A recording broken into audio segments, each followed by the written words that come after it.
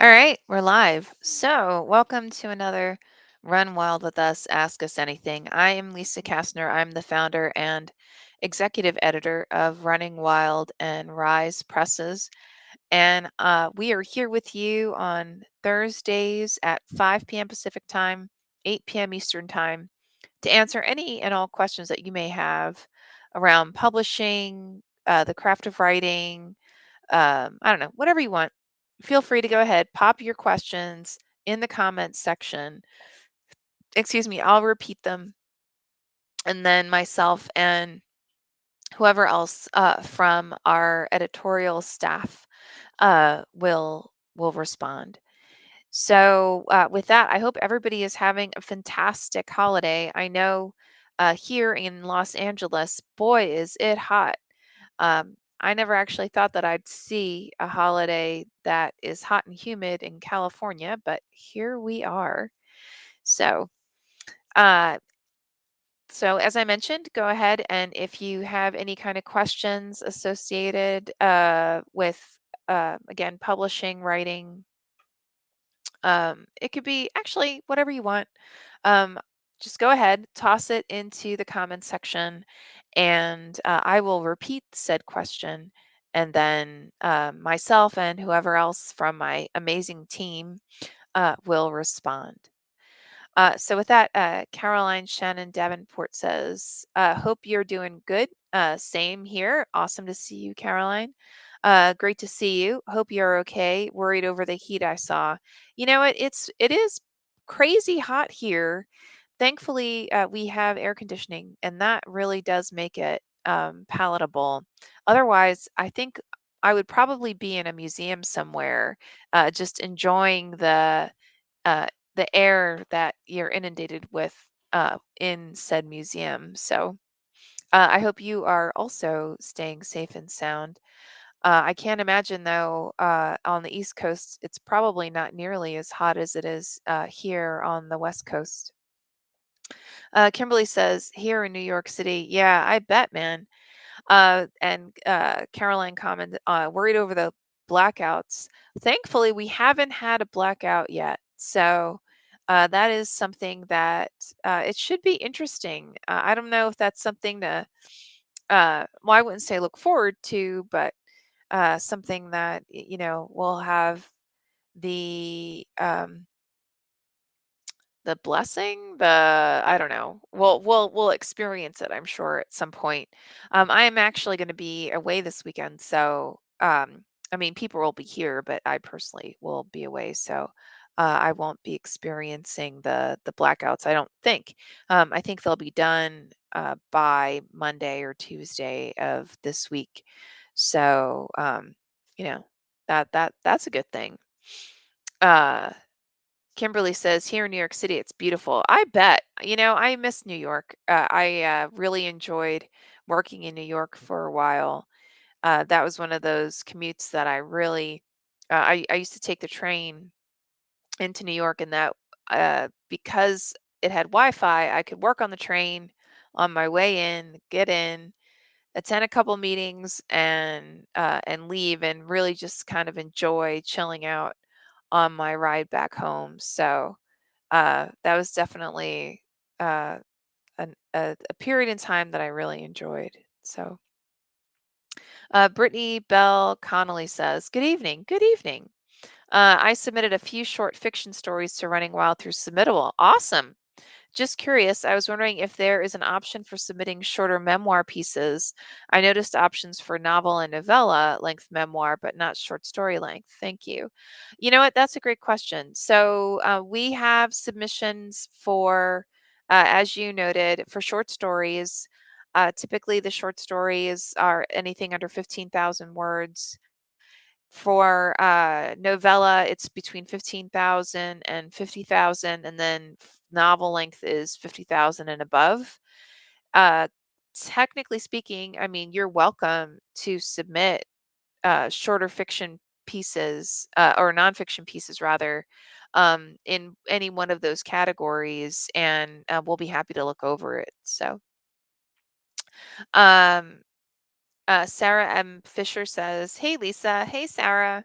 What are some issues in a manuscript that you'd consider forgivable? For example, reading a queried manuscript that you think has enough potential to publish.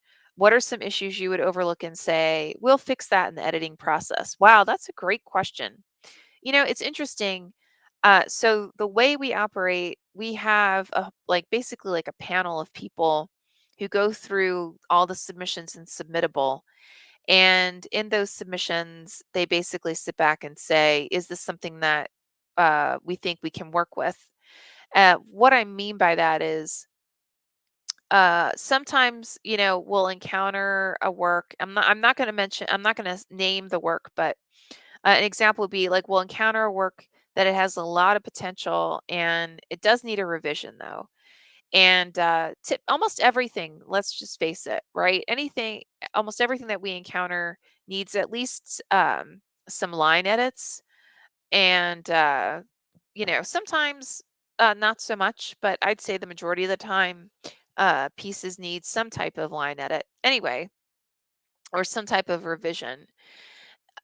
If it's something that it's significant enough that it would take a lot of work, and again, what I mean by that is thematically, there's something that needs to be addressed in the piece. So one example might be recently I encountered a story that it was a great story, but it was really focused on uh, the uh, dialogue within it.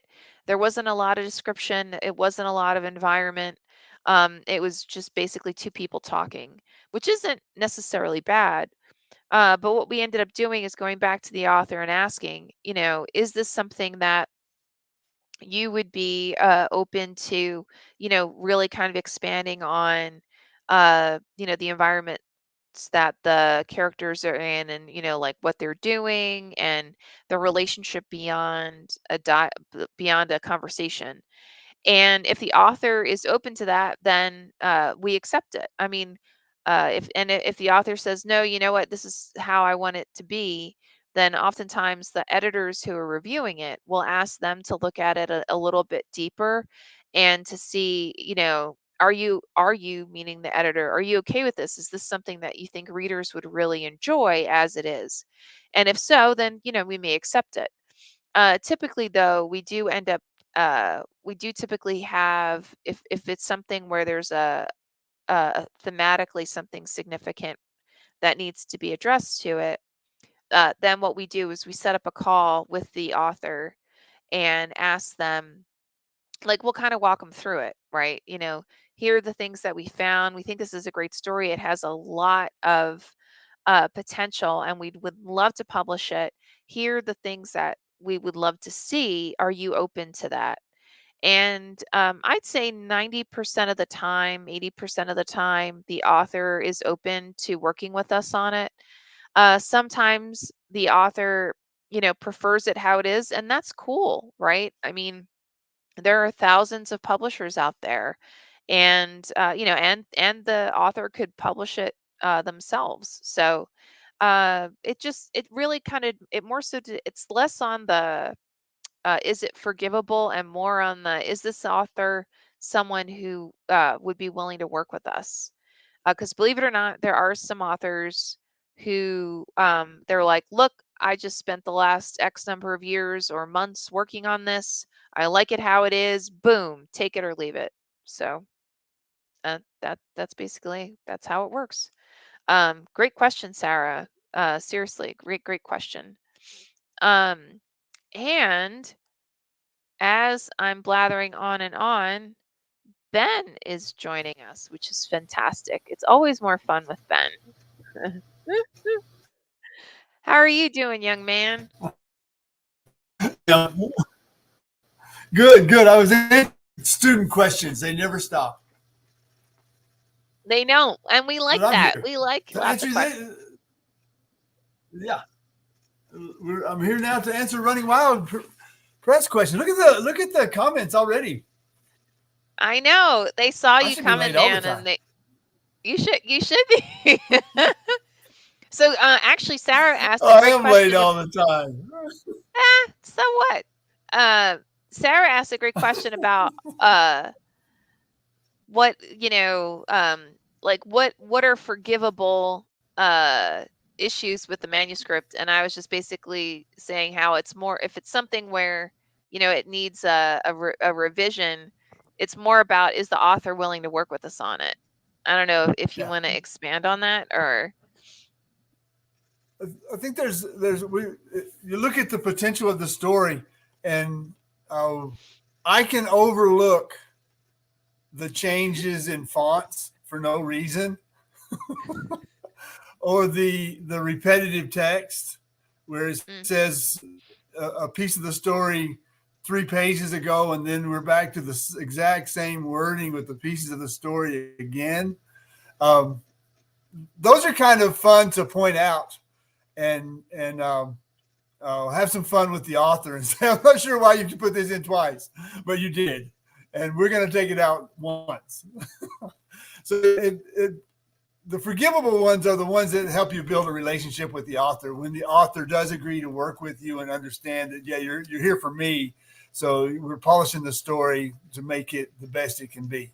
So mm, those editing things that you have to change that make the relationship tighter are probably the best, because you join you form that relationship at that point. yeah, absolutely. Yeah. um And then Sarah says, I feel like willingness to let your story grow must be a make or break quality for working with a writer. Thank you. I think that's probably true no matter where you are. I mean, like, I grew up in the journalism industry because my father was a radio personality and a journalist, and there's no way that nobody will accept you as an author, unless you're willing to work with them on the piece. And honestly, in journalism, it's more hardcore. I mean, in journalism, you have to sit there, and you need, a lot of times they want you to justify line by line everything that you have in a story. So I think, us being wanting to work with authors and make it the best story it can be, I think that's fine. So uh Caroline says, And just I putting it think up. Oh, go ahead, sorry. so if you're honest with yourself, the the suggestions from the editor are not from nowhere. Mm, And if you're being honest, you know what they're saying, and this is from my own experience as a writer. Uh, there are sections in the story or in the novel that are not your best work, and it's really a gift for the editor to find those for you and say this is not your best work. And then you have a chance to make it your best work with somebody else's opinion. You say, well, I kind of knew that, thanks for telling me, let me polish. And so it goes back to the relationship between the editor and the writer. and if you It's feel like key. if you feel like that section that's being pointed out to you by the author or by the editor is under, it makes sense, so then just explain it to the editor, because that means that whatever it is that you're trying to come across isn't quite working, and that the editor's job is to help you make it work, right? Yeah. So to Ben's point, it's not intended to be like an attack, or some kind of like letting down. It's intended to be something where we're helping you be the best. So um and it's and sometimes there's characters that the author absolutely loves, and I mhm, love this scene, and I love where they are, and I love the characters, and then the characters fall short of doing anything with the story or the progression of the story. They're just cool characters, and it goes back to kill your darlings, and if they're that mhm. cool, then give them their own book. Let them and expand their and pe- story and give them their own book. and people do that. Understand that plenty of authors do that, right? They'll write one novel over here, and then they'll create characters in support of that story, and then realize, hey, wait, these guys deserve their own thing, which is awesome, right? That's fabulous. Oh, So yeah. Yeah. Caroline says, just putting in a plug for Britt Bell. She's my husband's daughter and is very good. You're going to love her work. I have no doubt. I'm looking forward to it. So, I mean, her name alone is fabulous. So it'll totally be a blast. So, wow, you guys are blowing things up. It's fantastic. That. This is going to be a fun 45 minutes. Um, Don McIntyre says, "Hey there, hey Don, how do you feel about Facebook ads or Amazon ads for our novels? Worth the money, or is that money better spent elsewhere?" All right, I'm gonna let Ben attack that one first. I'll take it first, but you got to then clean up my answer. I'm counting on you to clean up the answer because I think it goes back to that. I think every press that isn't Penguin or Simon and Schuster struggles with the marketing aspect of it, and it's some things are worth trying, some things aren't worth trying, and some things are worth doing and to keep doing. And so I think it's really what target you're trying to hit, and are they on Facebook or are they on Amazon? Are you hitting them? And it Mm, comes down to a really a business decision at that point. And again, I've mentioned it before, but something Peter Wright said was 5% of writing the book is only 5% of being a writer. The rest is that business end. And if there is opportunity to market and invest in the marketing and it pays off, you're a genius. If you if you spend on the marketing and it doesn't pay off, you're out of business. And so there's a balance there that you really want to hit and make sure that it's reaching the audience you want to reach. And to also evaluate, is social media the way to go? Is that the best way? Are there other places? Are there influencers that you can use and not necessarily spend the money on, especially if it's not in the budget? yeah, no, Ben is spot on as usual. Um, it's interesting because there's a story. We have a board of advisors that we go to like every quarter, and one of them is the former president of Quirk Books. And one of my favorite stories is that, and actually, I think I met him at this conference. Come to think of it, he was like, man, the books really weren't selling, and he wasn't sure if things were going to work out, and so he took a stack cartons of one of Quirk books, um uh and which was like the Pride and Prejudice and Zombies, and it sold out, right? And this was at like a Comic-Con, and it went viral from there, right? I mean, one person told another person about it, told another person about it, and it just exploded. So to Ben's point, you never know what, like, you've got to experiment, right? You have to try the Facebook ads, you have to try the Amazon ads. But his point is spot on. It's all about, is the audience that you're trying to attract, are they there? And will they pay attention to whatever it is that you're bringing forward? So it's got to be that beautiful combination, right? Of your the audience that you're trying to attract is there, and whatever it is that you're presenting is something that they're actually going to pay attention to, because not everybody pays attention to everything. So Yeah. Brittany says, Recently, with well, sorry, go ahead. with with that my own personal experience with a newly released book of poems called Always Ready, released on August 4th.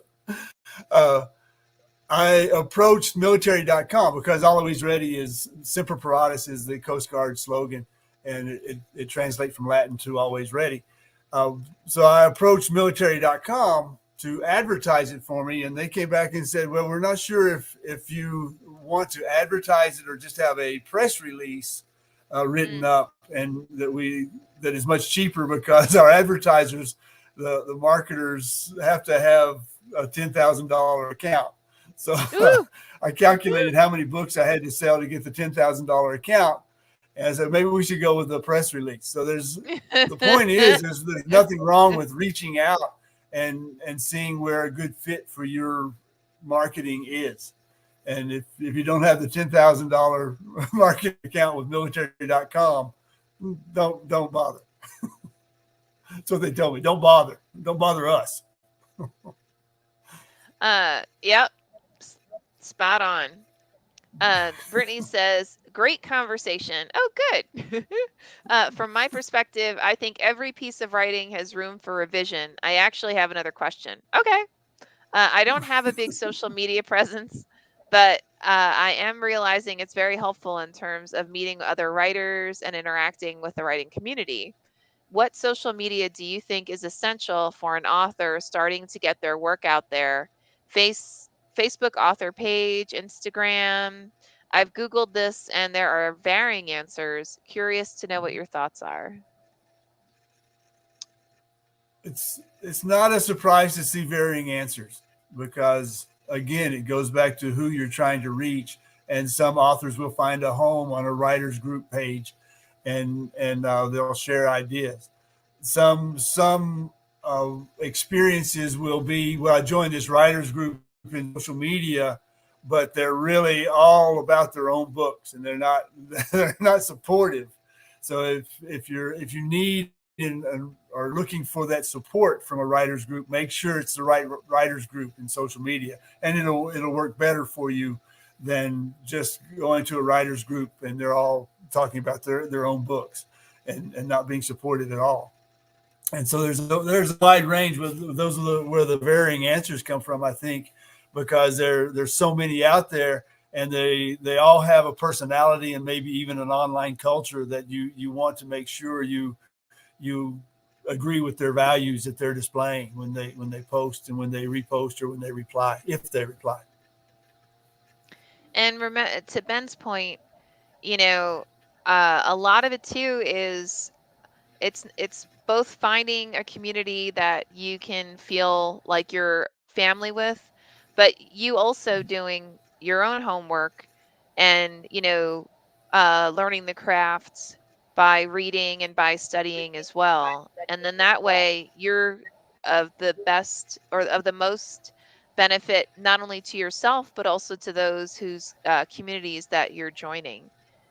I personally found it valuable to uh, kind of hang out and study pretty much almost every genre, which I know that sounds ridiculous, but there's something to learn from every genre. There's something to learn from every form, and really taking the time to find things that when you read it you go, oh my gosh, this is phenomenal, and then bothering to sit down and study it and figure out, like, how did this person make this phenomenal, right? How did they make this so amazing? And then that way, now guess what, it's a tool in your little tool belt. um I personally started off with like local writers groups at my local library, and at like different writers organizations. And initially, I actually did put posts up saying, "Hey, I write this style, and does anybody want to trade work?" That's actually a great way to at least get more of a one-on-one uh uh, person to share your work with.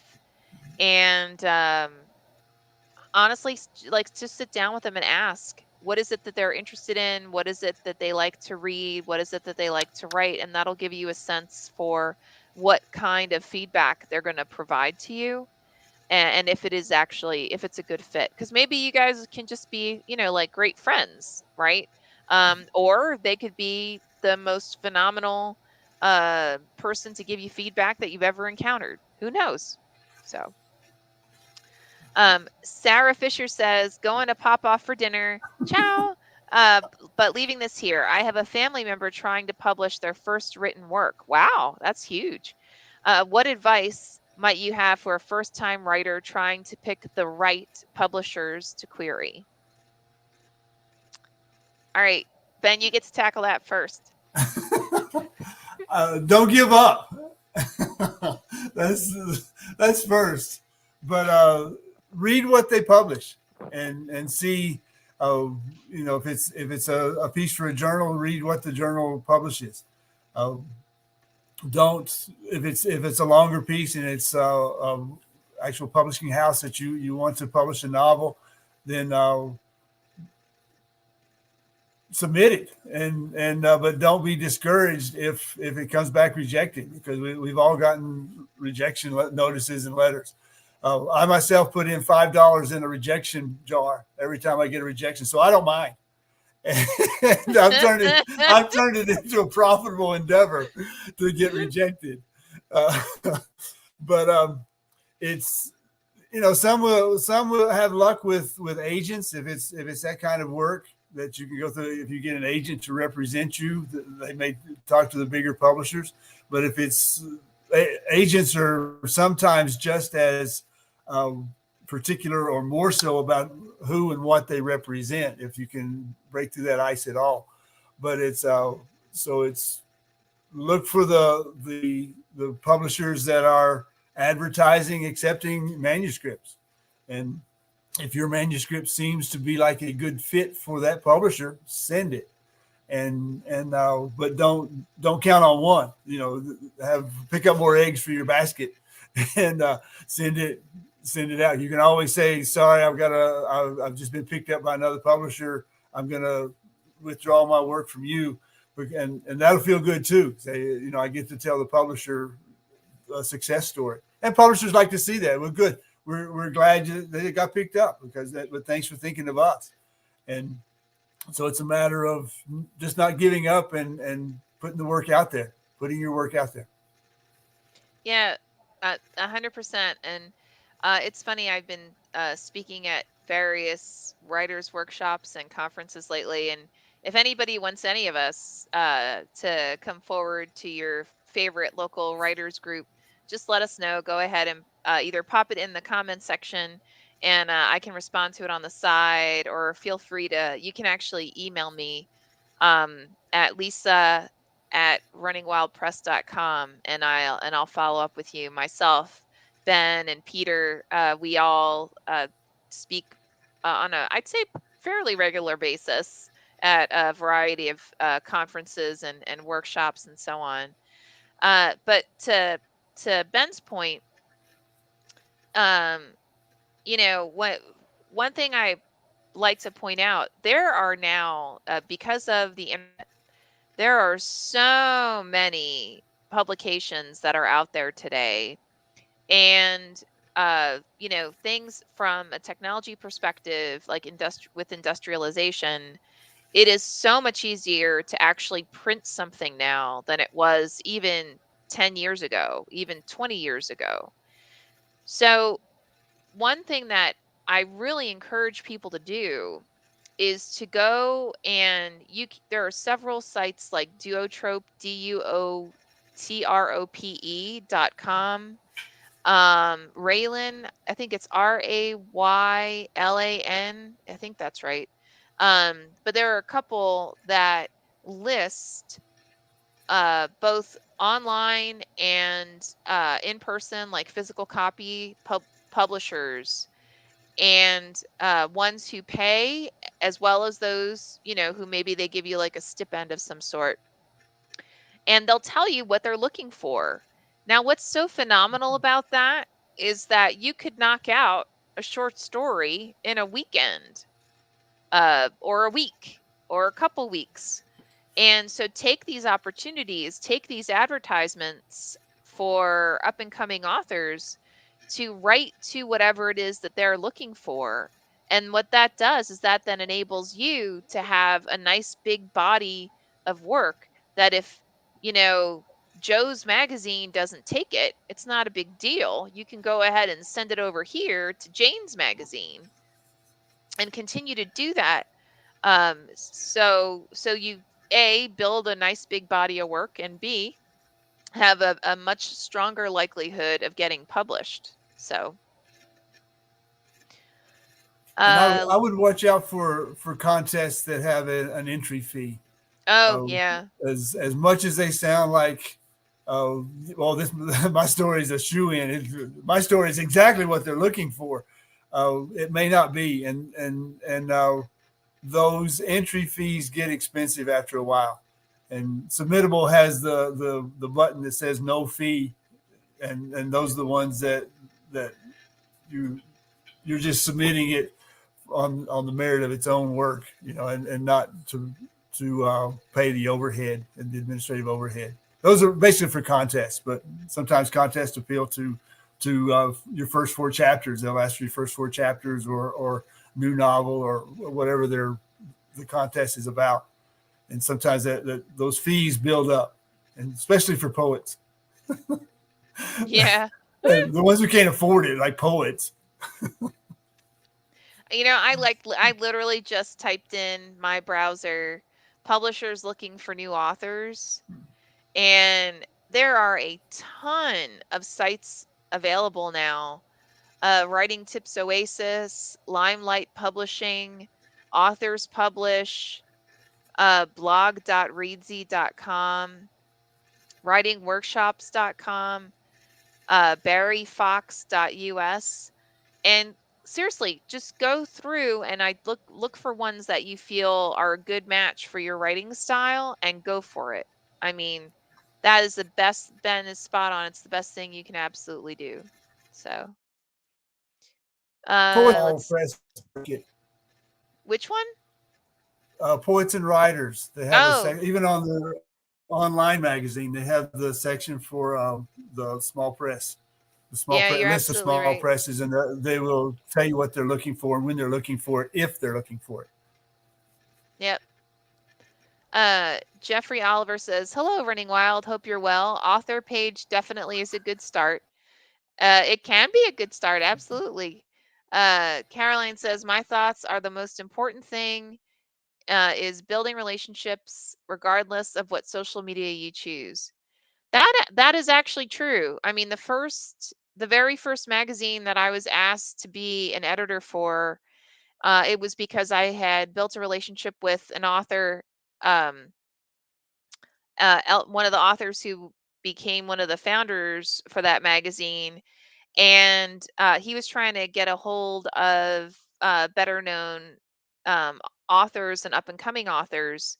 And I happened to know a bunch of them that he was interested in talking to. So that then opened a door for us to have even more people come forward and work with us. So yeah, you're absolutely right, Caroline. 100%. Um, Jeffrey Oliver says, "It's hard out here for poets." I bet, man.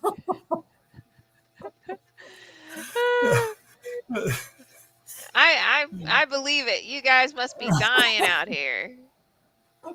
Um, It's the microaggression poetry. All my microaggression is about poetry being a target of microaggression. that's right. Celerino Cordoba says, "Hey, good day. Today watching yours. Awesome. Fabulous to have you with us." Jeffrey Oliver says, "Yeah, 10 times over. Man, you two cry a lot. That's all I have to say." It's our emotions coming out, our emotional poetry coming out. It is your emotional poetry. Forget stories, man. Just bring forth the uh emotes. Let's see how people respond. If you start crying on cue, that would be interesting. Je- Jeffrey I've says, earned my "I've earned my tears. tears." That's awesome. Yeah, no poetry, no poetry, please. We read that every week.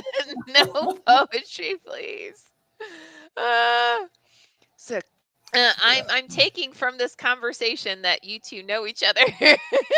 No, no, we do now. No. We do now, Jeffrey. Believe me, Jeffrey, Ben has definitely earned his tears. I'll just leave it there. Yeah, that's why I started giving myself $5 for rejections. It's true. It's absolutely true. Well, we got to earn them somehow. So, Yeah. heck, why not? Jeffrey says, no, we do not. But now we do. What's click? Poets click. Oh, good Lord. Uh, it's like you found your long lost brother. It's awesome. Oh, You're like, no. you don't need to ask me anything, Jeffrey. I already know. You know the answers. I'm trying to think anything if we had anything interesting come up in this last week.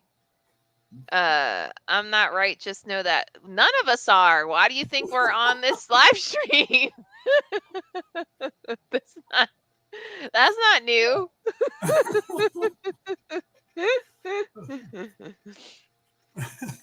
I think that's a prerequisite for being any kind of author of any sort is you got to be not right. So otherwise, how you come Yeah. up with all those stories? I don't know. Just saying. Oh, it can get new.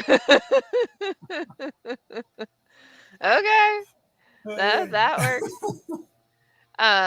For anybody who's like newly watching, you're here with Ben and Lisa, and we are here with you on Thursdays between 5 and 6 p.m. Pacific time and 8 and 9 Eastern time live. And then this is recorded so that if you have any questions along the way, you are welcome to go ahead and toss them in the comment section. If you're watching and this is live, like literally live, then that's fabulous.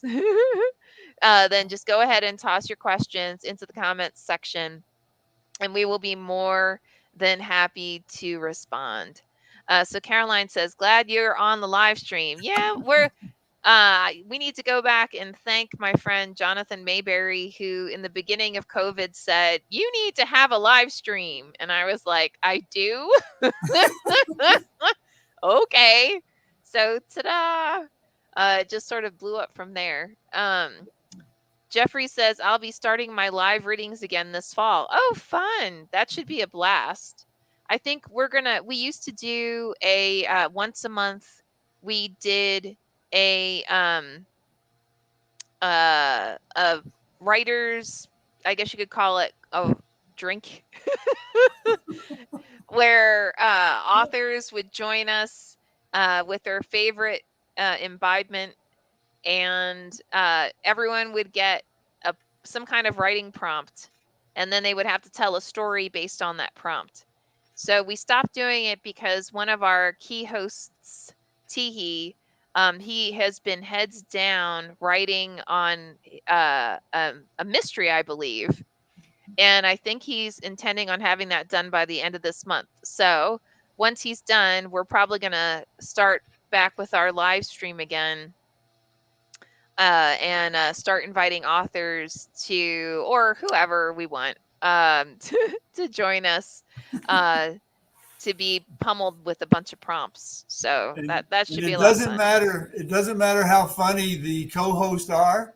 You're He's straight man. That's true, actually. No matter Yeah, what. Yeah, He is great. Caroline's in. Yeah, he is fabulous. I have not. I need to go bug that man. He messaged me a little while ago and was like, "All right, I'm in. I'm almost done." And I was like, "Okay." So we need to start that back up. Uh, Caroline says, "I'm in." And Brittany says, "That sounds like fun. I can empathize. Writing a mystery is not for the faint of heart, as I have learned." There's a specific structure to mysteries. that you've got to plan that whole baby out if you want it to be worth its salt. So yeah, it's but man, who doesn't love a good mystery? So Jeffrey says, "Cool, that sounds awesome. I have a friend making some original music for the background. Then I just read to the beat. Okay, cool. That sounds like fun. Yeah, Yeah, much more fun than us because we just basically do what Teehee tells us to do. it's true. It's true. We learned early on. So I'm trying to think if anything like oh, we mentioned this last time. We've got a new team member joining. So look for, he's not really a new team member. He's been with us for a long time, but he's joining our acquisitions team. So we're going to probably introduce him to everyone during one of these in the coming weeks. He's pretty kind of, not kind of, he is fabulous. So I think we're really lucky that he actually said yes, because he could have easily told us to suck it. So not that that happens a lot or anything. No, no. No. So no, no. I think one question that's come up a lot is, and I believe Brittany kind of talked about a little bit. Oh, so Carolyn says, "What does the next week hold for you, Lisa and Ben?" All right, Ben, what's the week got for you, young man? Yeah, I've got a novel called Obsidian Waste, and Mm. it is so close that we're talking cover design already. So Woo! we are close. Some editorial tweaks going back through it, but the author's pleased with with what I did to it, and that's a good thing. And we're at the point where it's cover design. That's always exciting to see a cover come out, and even if it's a couple of covers to choose from or merge into one, it's an exciting time. And Yeah, absolutely. so we're close to that one, and then I'll drive on to the next novel as I still wait for the NFG war novel to Oh, come together. That's been an adventure itself, but it's still fun. It's a actually a classmate of mine I'm editing, and the conversations we have are classmate like. oh boy. How about the short story anthology? They're coming one story at a time. They're getting put over there, so still shooting for the end of September, which means the middle of October for them to be ready to go. All right. Nice. So some great stories. We I think we're compiling stories for next year's already to go through, but this year's stories have been selected, and I'm going through them and editing. And for the most part, the ones we've chosen have been really tight. They're well written, and they're stories with a purpose and a story. Sometimes we get a lot of writing, whether it's good or bad. There's just not much story there. So, why does your reader care? So Mm. it's good to remember, even in your short stories, make the reader care. Make the reader care about the characters and what happens to them. And um, so those are coming those are coming together well. It's the the good news for the authors that I've worked with already, they just need to submit a third person bio, and then the second task is to wait for me to get through the rest of the stories. That's the hard part. That's true. Yeah. Absolutely. Uh Jeff, for me, well, first, I just want to say, Jeffrey says, that's awesome. This is such a dream. I love writing. There's nothing like doing what you love. Absolutely. There is nothing like doing what you love. So, 100%. Um, what do I have this week? I'm working on two memoirs and then not mine. No. Uh, two memoirs that were submitted to us and a novel, I believe. So it's just a matter of, to Ben's point, getting it. to a point where the author will feel comfortable in, possibly making revisions based on it, or if not, just let me know what is it that we're trying to do so that I can be supportive of that and we can make it happen. So, beyond that, I mean, work. Nothing terribly exciting, I don't think, but yeah, just some work to do. Petting a cat, I guess that counts as work. I don't know. I have no idea. Yeah, with Uh, a cat, yes, because you got to because earn it's their not a trust. dog. Yeah. Dogs not work at all. Dogs don't care. Dog's fine. Cats, you got to work. Yeah. Any kind of cat, forget it. It's just awful. So anyway, um, but yeah, just knocking stuff out. We have a couple of announcements that are going to come out. If not this week, then next week, and look for. We're basically trying. We're to Ben's point earlier about marketing and publicity. Right now, we're taking some learnings from other publishers and other authors who've been very successful in those realms, and playing around with different ways that we can marketing and publicize the books that are coming out, so that the more fans, the better, right? uh so that's on my docket. Caroline says, good. Like petting a cat. Had a great sadness, lost mine of 17 years last week. Oh, I'm so sorry. Well, hopefully, things will settle down, and maybe at some point you'll feel open to bringing back another little ball of fur into your household. And kind of opening up your home. So we had something like that happen, I think, like 2 years into moving out to Los Angeles, so like 8 years ago. And then I finally convinced my husband that it was okay for us to get a cat again. So um, so we have one, and I'm shocked she hasn't shown up. Oh, she's asleep. Okay, well that explains that. Can't Because convince, normally can't convince a sleeping cat. she would be right here just staring at you like, all right, I need to know what my mom's doing and who she's talking to. So, but yeah, my condolences. I'm sorry, Caroline. So, all right. Wow, this time. Is it close enough to advertise the release of the Red Flag anthology? We haven't talked about that for a while. Yeah, do it. It's coming. So we've got, go ahead.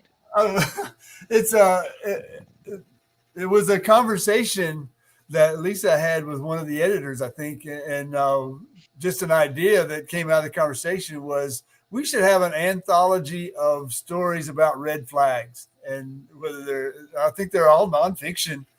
Hmm. I think that so they're creative nonfiction stories about red flags throughout your life, and they're it's been a slow time coming.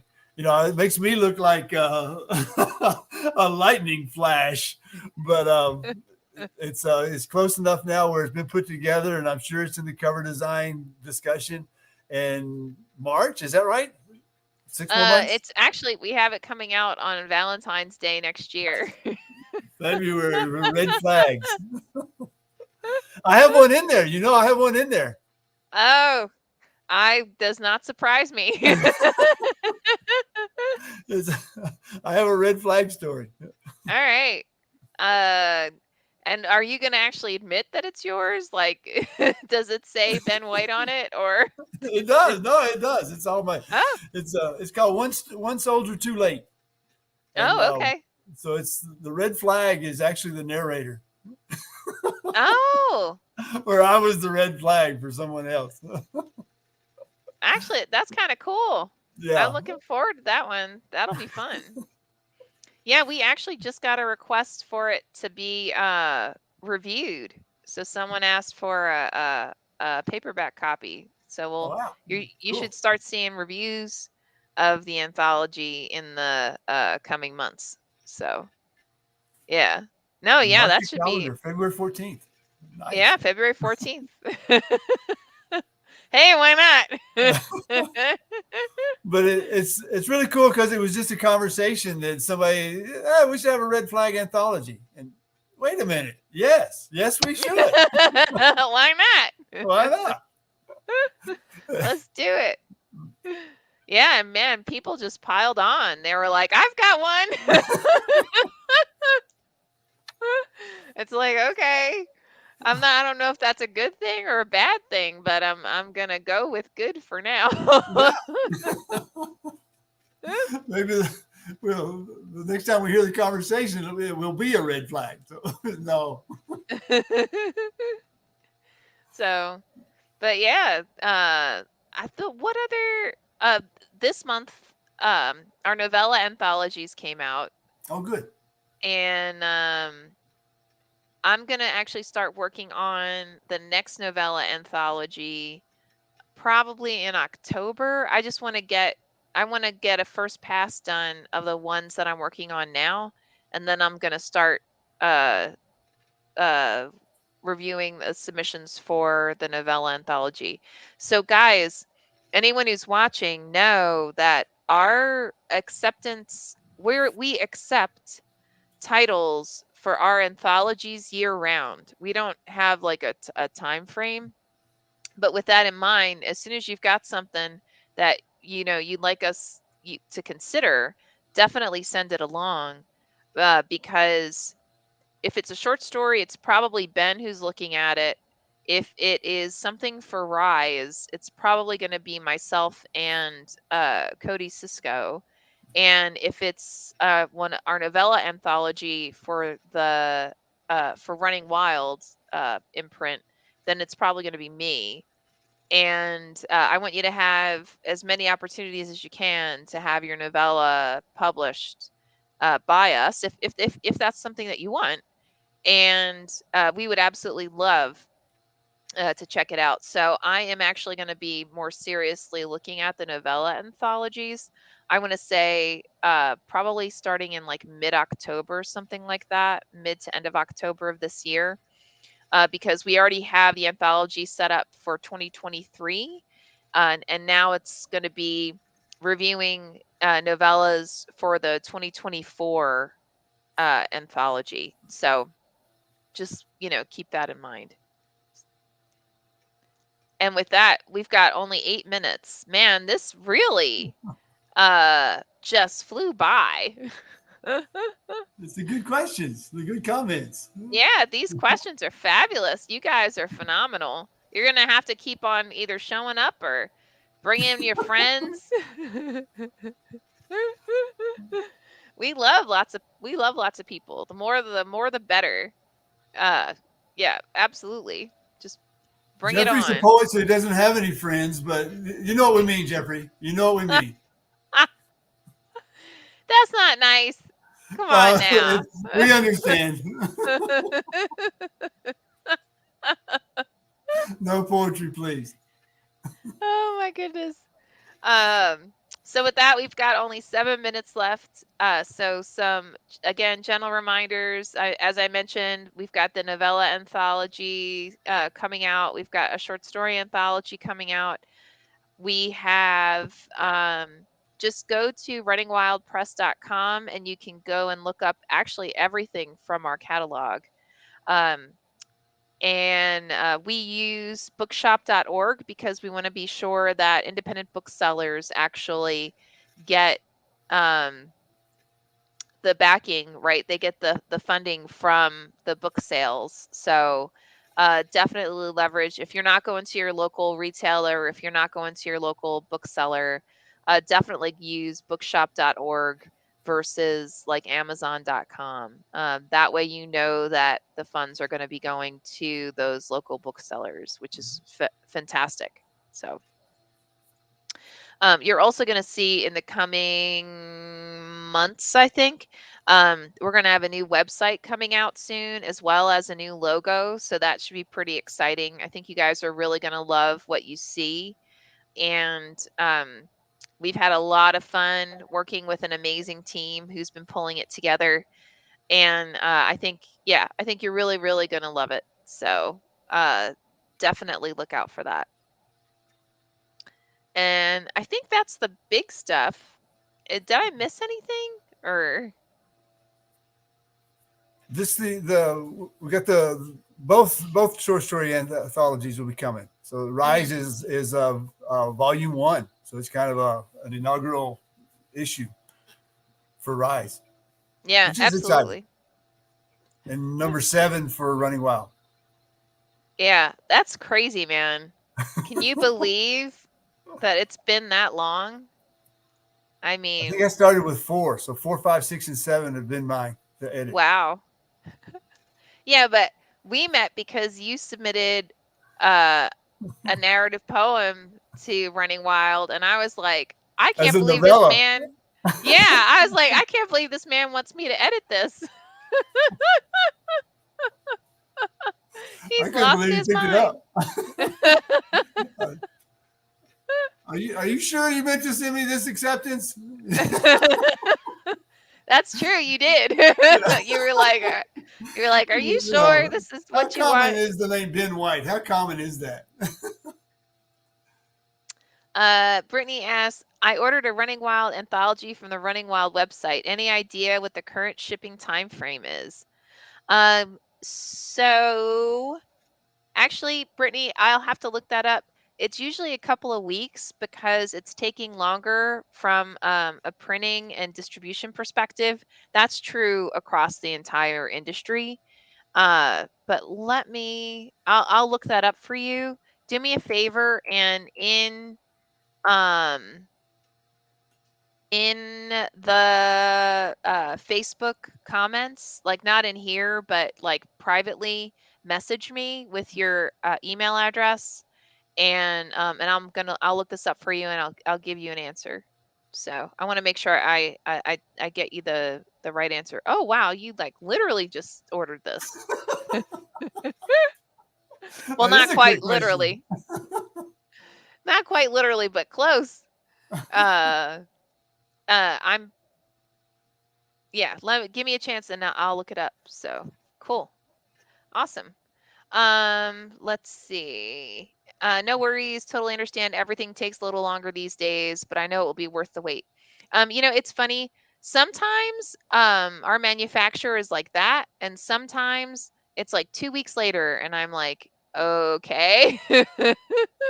So it total. I guess it just depends on the title itself and if they've already printed a bunch. So Caroline says, Lisa, go to my Facebook page and scroll down. My Miss Hope that just passed is on it. Oh, got it. Looks like your kitty. Oh, no way. That's so cool. Jeffrey says, have a great night. I hope to hear back from you for my submission too. Yeah, we hope to hear back from us too. If we're good, we'll actually do it. I'm just kidding. We do respond. Don't worry. I'm not. Don't. No need to send me flaming emails. Like, I get plenty of those already. So, From me. from Ben with lots of exclamation points. Yeah, because you can't contain me. I Nope. can't be contained. No, he cannot. He cannot be contained. So, awesome. Well, with that, I think we will see you guys next week.